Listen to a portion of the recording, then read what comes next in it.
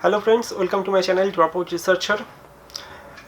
और इस वीडियो में हम बात करेंगे कि एप्लीकेशन फॉर्म फिलअप करने के टाइम जो क्वेरीज और सवाल और डाउट हो रहा है उसके ऊपर, क्योंकि बहुत सारे लोगों ने मुझे पर्सनल मैसेज किया और मेरा जो पहले जो वीडियो है जो कैसे फॉर्म फिलअप करना है, तो उस वीडियो में भी कमेंट में कुछ क्वेरीज आया था। तो इस वीडियो में वो क्वेरीज और डाउट्स जो है वो हम क्लियर करने की कोशिश करेंगे। जिन्होंने अभी तक फॉर्म नहीं भरा है तो उनके लिए कुछ मैं इंपॉर्टेंट चीज़ें बोलूँगा जो आपको ध्यान में रखना होगा। जैसे ये कि जब रजिस्ट्रेशन करेंगे, जब आप रजिस्ट्रेशन करेंगे उस टाइम जो भी इंफॉर्मेशन आप डालेंगे वो आप बाद में चेंज नहीं कर सकता है। तो जब ध्यान में रखना जो इन्फॉर्मेशन हम डालेंगे वो सही हो। अगर कुछ आपने गलत डाल दिया उस टाइम तो आपको दोबारा दूसरी आईडी बना के फॉर्म फिलअप करना होगा।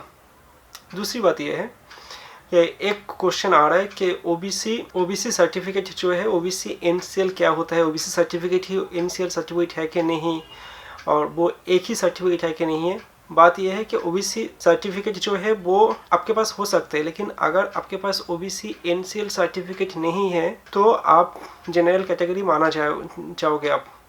तो एनसीएल सर्टिफिकेट के लिए आपको देखना पड़ेगा जहाँ से आपने ओबीसी सर्टिफिकेट लिया है वहाँ पे कांटेक्ट कीजिए या तो ऑनलाइन एप्लीकेशन कीजिए। डिटेल्स प्रोसीड्योर क्या है वो मुझे पता नहीं है, वो आप एक बार पता कर लेना। ओबीसी सर्टिफिकेट और ओबीसी एनसीएल सर्टिफिकेट डिफरेंट है। अगर आपके पास ओबीसी सर्टिफिकेट है, ओबीसी एनसीएल सर्टिफिकेट नहीं है, तो आप जनरल माना जाओगे, नॉट ओबीसी एनसीएल।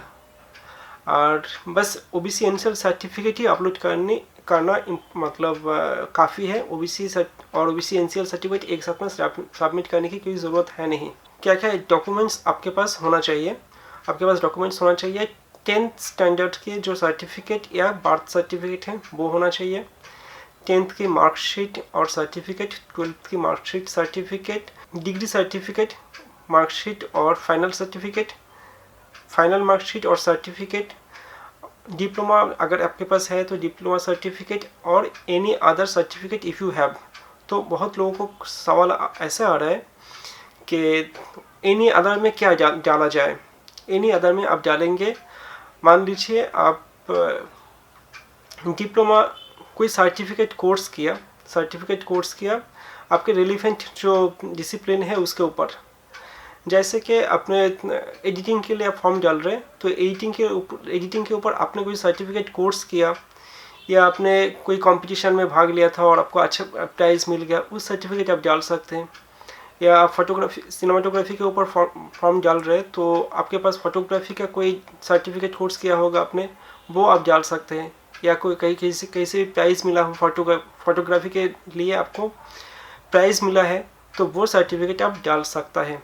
और वहाँ पे ये ध्यान देना जो स्टार मार्क है रेड कलर में वो मैंडेटरी होता है और मैंडेटरी है मार्कशीट। जनरली क्या होता है, हमने सर्टिफिकेट डालते हैं हर एक जगह पे, लेकिन यहाँ पे उल्टा है, पहले मार्कशीट डालना है उसके बाद सर्टिफिकेट। एक जगह पे आप दूसरी चीज़ मत डालना, ये ध्यान में रखना। एक भाई ने मुझे क्वेश्चन किया था, उनका फाइनल जो सर्टिफिकेट है उसमें कुछ मार्क्स है और फाइनल जो मार्कशीट है उसमें जो मार्क्स है वो अलग है। मतलब इंजीनियरिंग क्या होगा, या हर एक सेमेस्टर में अलग अलग आता है, CGPA DGPA जो भी है, परसेंटेज जो भी है, तो फाइनल मार्कशीट में जो है और फाइनल सर्टिफिकेट में जो है वो अलग है। तो वो कौन से मार्क्स डालेंगे, तो मुझे जो लगता है वो फाइनल सर्टिफिकेट में जो है वो ही आपको डालना चाहिए। देखते हैं और दूसरी सवाल क्या है। एक भाई ने पूछा था ये एग्ज़ाम हिंदी में दे सकता है कि नहीं। बिल्कुल दे सकते हैं आप, हिंदी या इंग्लिश दोनों लैंग्वेज के कोई भी एक लैंग्वेज में आप एग्ज़ाम दे सकते हैं, लेकिन मतलब मिक्सअप नहीं होना चाहिए। मतलब कुछ पोर्शन आप हिंदी में दे रहे हैं कुछ इंग्लिश में, ऐसा नहीं होना चाहिए। या तो आपका हिंदी में पूरा होगा नहीं तो इंग्लिश में पूरा होगा, दोनों लैंग्वेज एक साथ मिक्सअप नहीं हो सकता है। एडिटिंग के लिए प्रिपरेशन कैसे करें, MCQ के लिए प्रिपरेशन कैसे करना है, वो किताब जो है वो पढ़िए। पिछले साल के जो क्वेश्चन पेपर है वो देखिए, और आप हैंड ऑन एक्सपीरियंस अगर आपके पास है तो काफ़ी है। फिल्म देखिए और एडिटिंग के ऊपर आप सर्च कीजिए कि क्वेश्चन क्या आ सकते हैं एडिटिंग के ऊपर। पिछले साल के पिछले साल के क्वेश्चन आपने देख लिया, उसके हिसाब से तैयारी करते रहिए, लिखिए, आप राइटिंग कीजिए। और portfolio, this is very important. आप पोर्टफोलियो बनाएं। अभी तो ठीक है, क्या टाइम नहीं है, ज़्यादा टाइम नहीं है, लेकिन आपको पोर्टफोलियो एक तैयारी करके रखना होगा। इलेक्ट्रॉनिक सिनेमेटोग्राफी ग्रुप सी में आपने देखा होगा, ग्रुप सी में 2 पेपर है, 2 सब्जेक्ट है, एक है इलेक्ट्रॉनिक सिनेमेटोग्राफी और एक है cinematography for electronic and digital media. तो इसमें से कौन सा है टीवी के लिए? दोनों ही टीवी के लिए है। एक है आपका जो cinematography for electronic and digital media, ये SFTI का है और ये 2 साल की है। और जो इलेक्ट्रॉनिक सिनेमेटोग्राफी है वो FTII का है और वो 1 साल के लिए है। पहली पेज में ऐसे डाउनलोड्स में है कि proforma and forms for SC ST OBC NCL EWS PWD certificate. बात यह है कि ये बस प्रोफार्मा है। अगर आपके पास जो सर्टिफिकेट है वो अलग है, मतलब रीजनल लैंग्वेज पे है, जैसे बंगाली में है या हिंदी में है या तो आपका तमिल तेलुगु में है, तो आपको वो सर्टिफिकेट रिलेवेंट नहीं है, वो कंसिडर नहीं किया जाएगा। आपको सर्टिफिकेट इस फॉर्मेट में इंग्लिश में ही होना चाहिए। तो you can change your certificate if possible in this due course.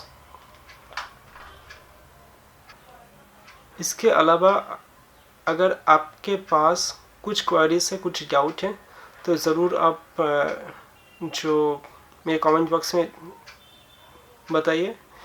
तो सबको पता होगा वो क्वेश्चन के बारे में, तो दूसरे भी आंसर दे सकते हैं और मैं भी दे सकता हूँ। Thank you, all the best, keep practising and hope for the best. कुछ सवाल होगा, कुछ क्वेरीज होगा तो बिल्कुल आप कमेंट बॉक्स में डाल दीजिए, मैं कोशिश करूँगा आंसर देने के लिए। और फिर मिलते हैं नेक्स्ट वीडियो में।